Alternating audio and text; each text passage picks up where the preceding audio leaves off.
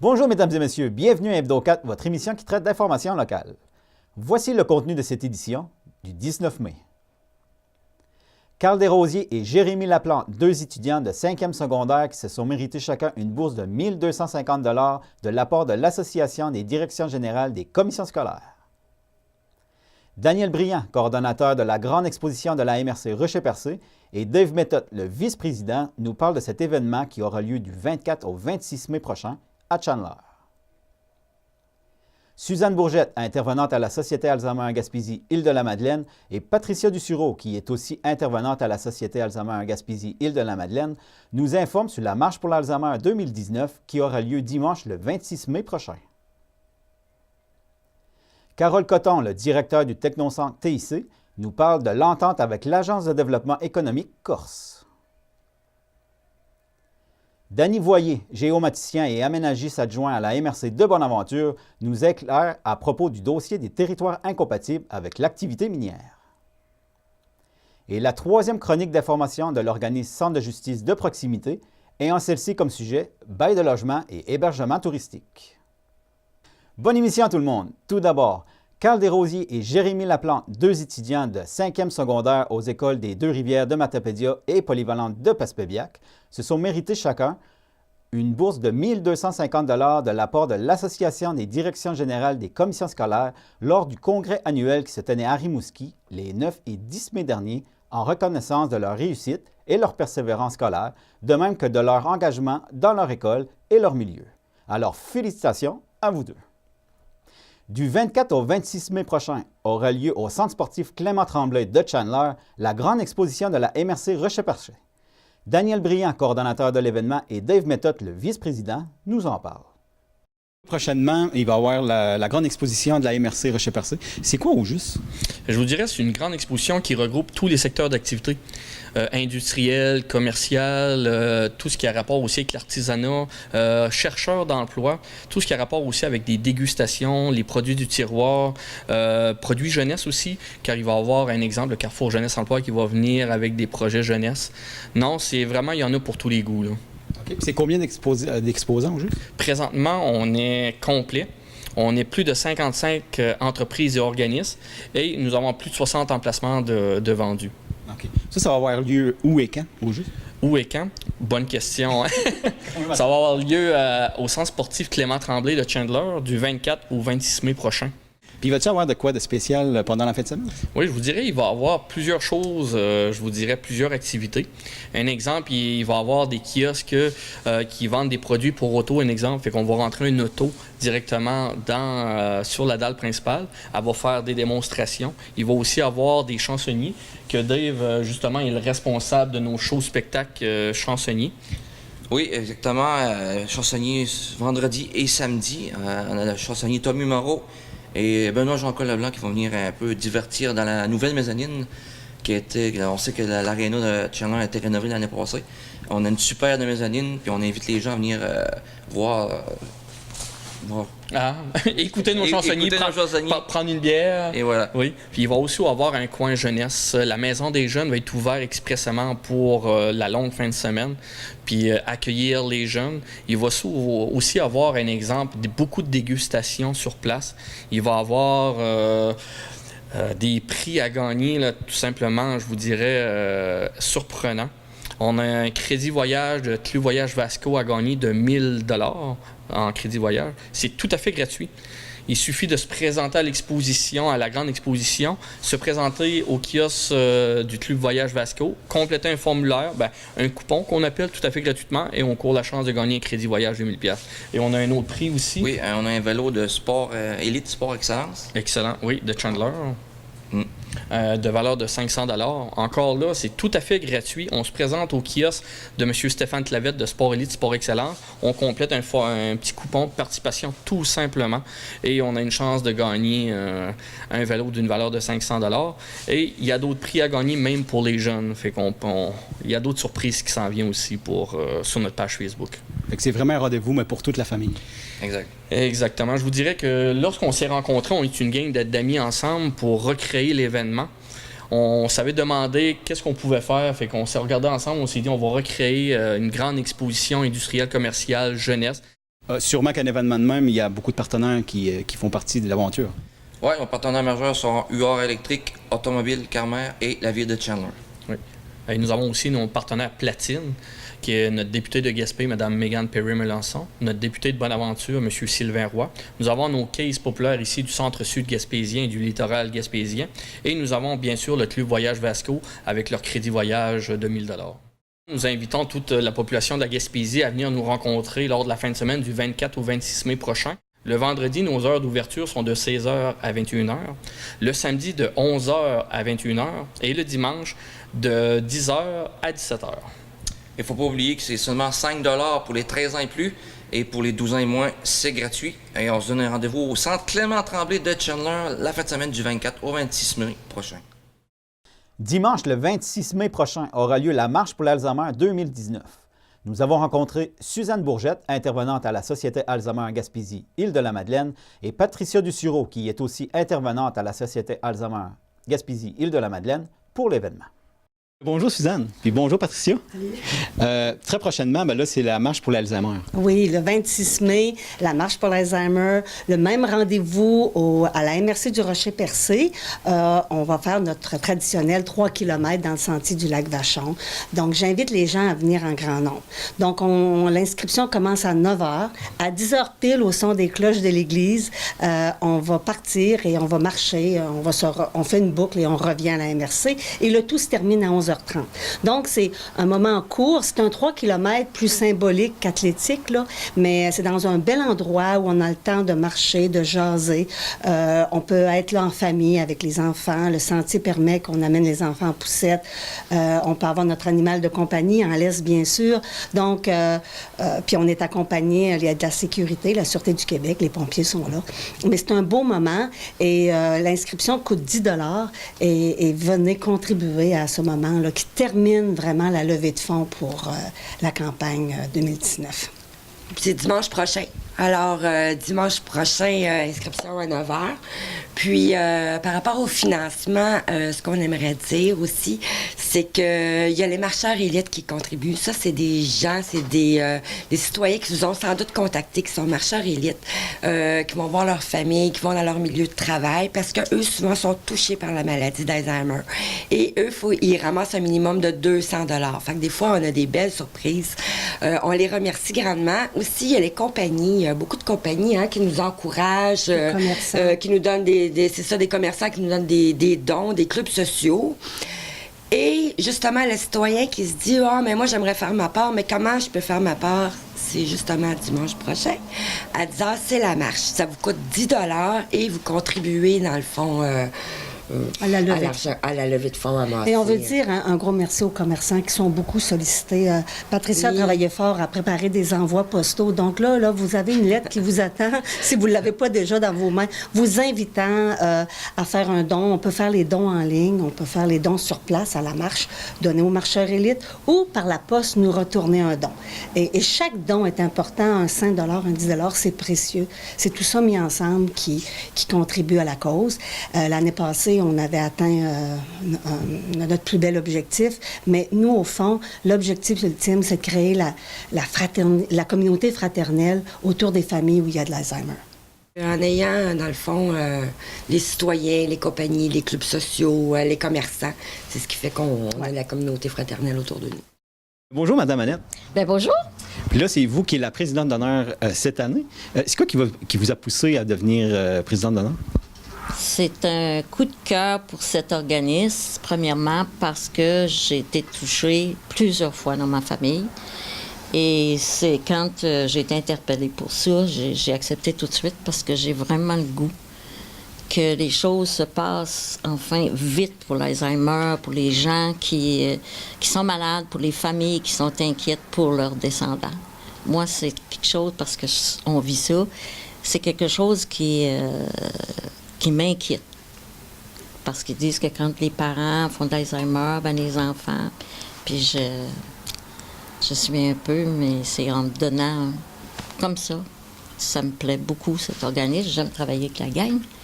Et puis, ce que je peux faire, petite chose que je peux faire, je le fais en donnant des choses, en aidant d'une manière ou d'autre.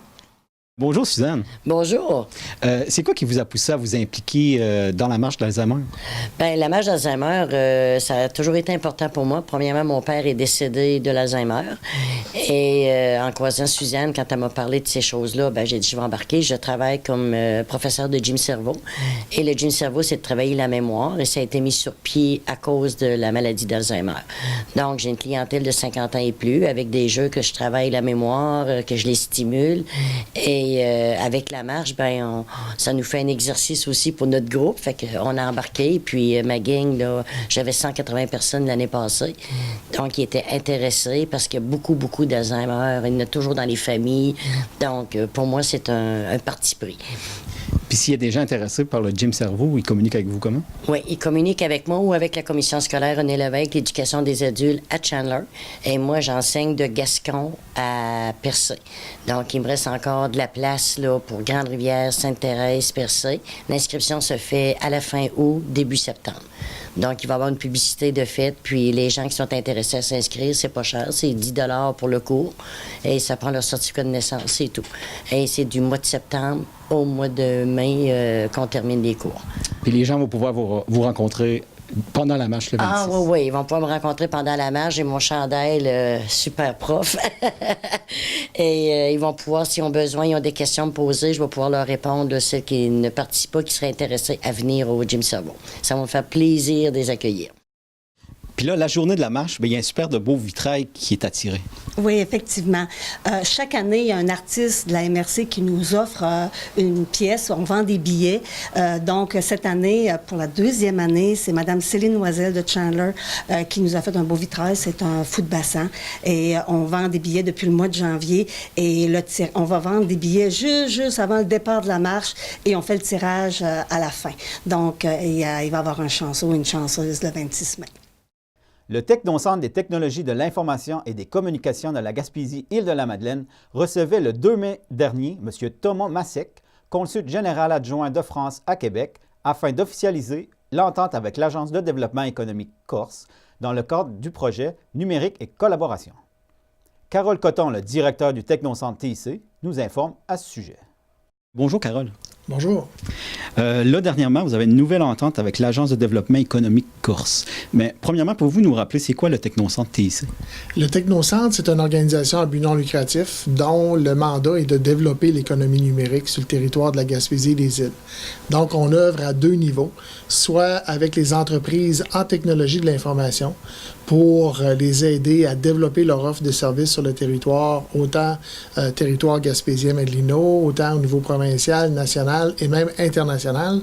Et aussi, le deuxième niveau qu'on offre, c'est de l'aide à tous les autres secteurs d'activité dans l'intégration du numérique, donc afin d'augmenter leur utilisation du numérique à différents niveaux. OK. Puis l'ADEC, c'est quoi au juste? L'ADEC, c'est l'Agence de développement économique de la Corse. Pour un peu situer les gens, la Corse est une région de France. C'est une région qui peut un peu s'apparenter à la province de Québec. Donc, la province de Québec à l'intérieur du Canada. La Corse est un peu comme un territoire à l'intérieur de la France. Donc, l'Agence de développement économique Corse, c'est un peu le penchant du ministère de l'économie et de l'innovation ici au Québec. Donc, lorsqu'on travaille avec ces gens-là, c'est les gens qui travaillent à assurer tout ce qui est développement économique sur le territoire de la Corse. Donc, on travaille, c'est une agence départementale, mais c'est quand même quelqu'un d'assez haut placé. Là. C'est une agence assez haut placée sur le territoire corse. OK. Puis c'est quoi l'objectif? C'est quoi le but de cette entente-là? L'objectif, c'est de créer un corridor numérique. En 2018, on a fait quelques rencontres avec des gens de la Corse qui souhaitaient commencer à développer des liens avec le Québec. Avec le Québec, mais aussi avec une région qui leur ressemble. Puis, la Gaspésie, lorsqu'on a commencé à discuter, la Gaspésie, la Corse se ressemblent énormément. Donc, on a voulu créer un lien ou un corridor numérique entre les entreprises afin pouvoir permettre autant à nos entreprises de pouvoir comprendre comment les entreprises corses travaillent dans leur milieu et de permettre aux entreprises corses de pouvoir comprendre comment nous, ici, on travaille dans notre milieu au niveau du Québec. Donc, les objectifs, ils étaient vraiment plutôt de pouvoir, premièrement, lier les entreprises entre elles, créer des collaborations entre entreprises à l'international, développer des nouveaux marchés, développer des nouvelles façons de faire, développer des nouveaux outils et créer des maillages avec d'autres entreprises, bien entendu, sur les entreprises corses. OK. Puis c'est quoi les prochaines étapes? Bien, présentement, on est en appel de manifestation d'intérêt. Donc, on a lancé un appel à nos entreprises gaspésiennes afin de pouvoir trouver 5 entreprises gaspésiennes qui souhaitent effectuer le voyage vers la Corse pour aller se mailler avec des entreprises corses.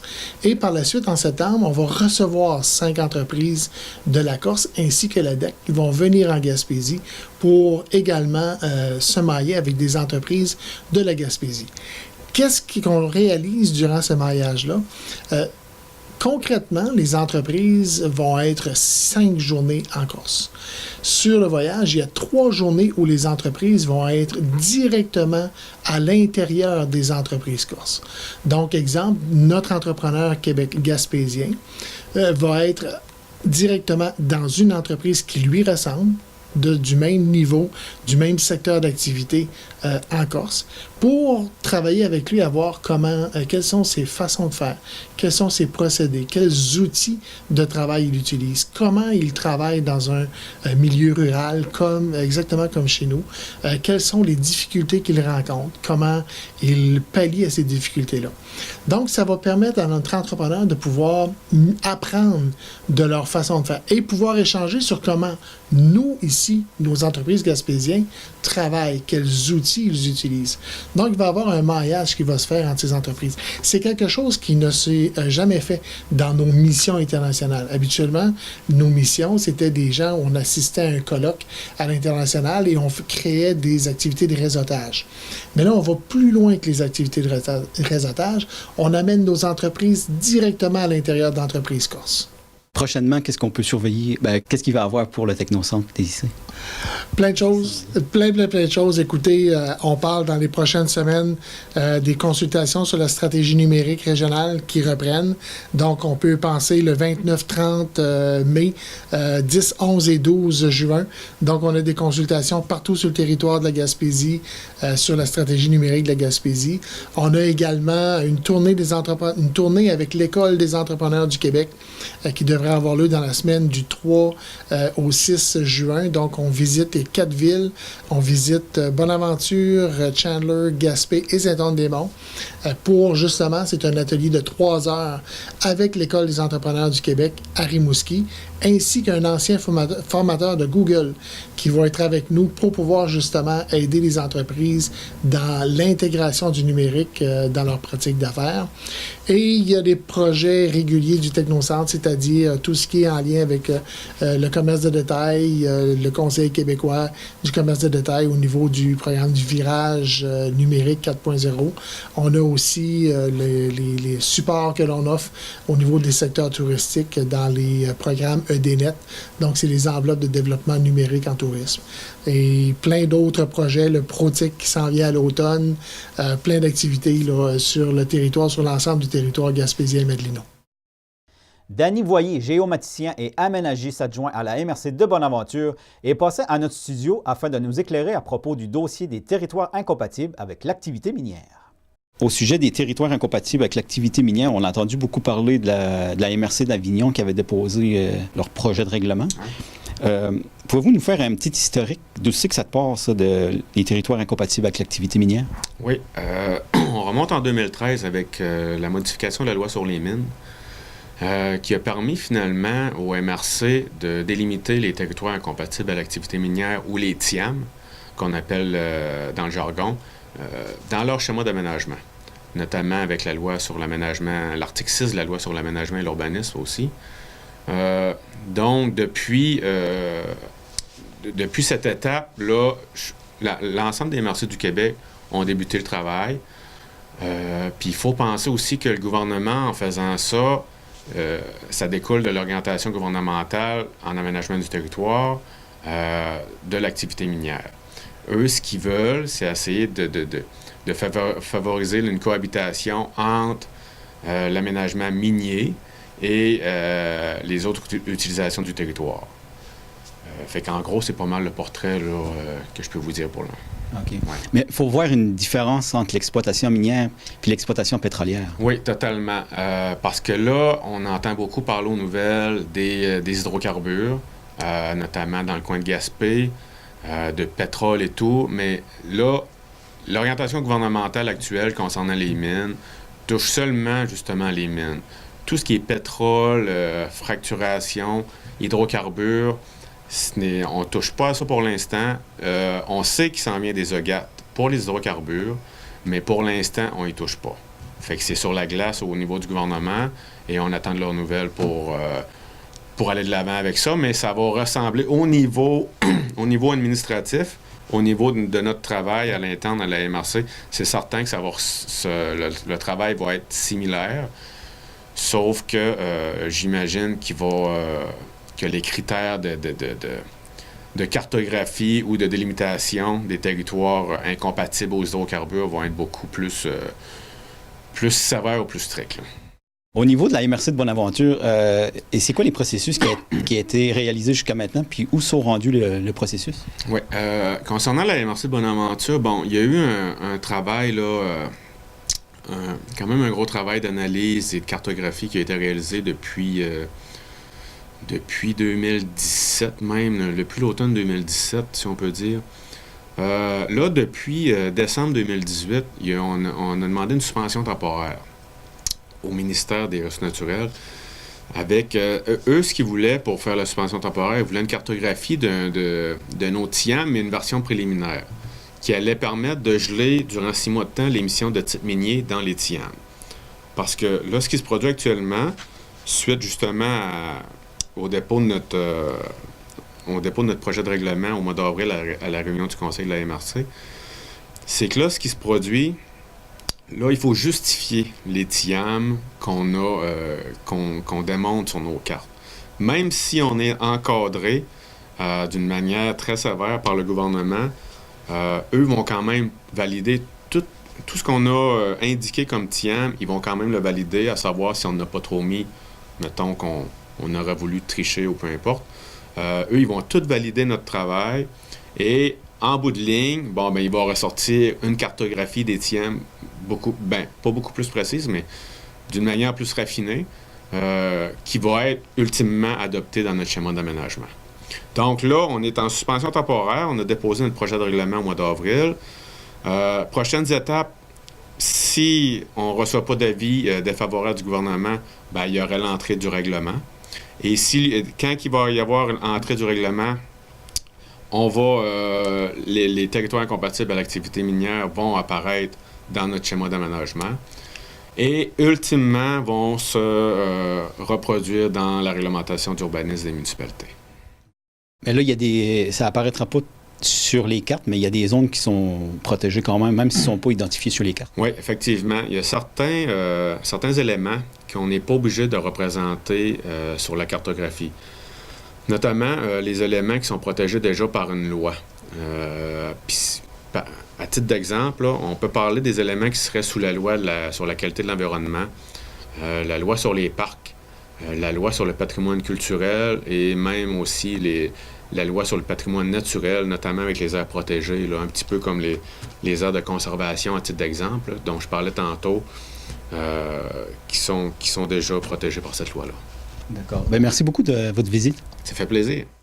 Les centres de justice de proximité offrent des services gratuits et confidentiels d'information juridique à tous les citoyens, quel que soit leur revenu et la nature juridique du problème rencontré. 2 des juristes du centre de justice de proximité situé à Chandler nous ont préparé 3 chroniques sur différents sujets, dont 2 vous ont été présentées dans nos émissions précédentes. Voici la 3e réalisée récemment dans notre studio, ayant celle-ci comme sujet bail de logement et hébergement touristique. La réalité du logement n'est pas toujours évidente en Gaspésie. Souvent, peu de logements sont disponibles et à l'été, le grand nombre de touristes fait en sorte qu'il y a beaucoup d'hébergements touristiques.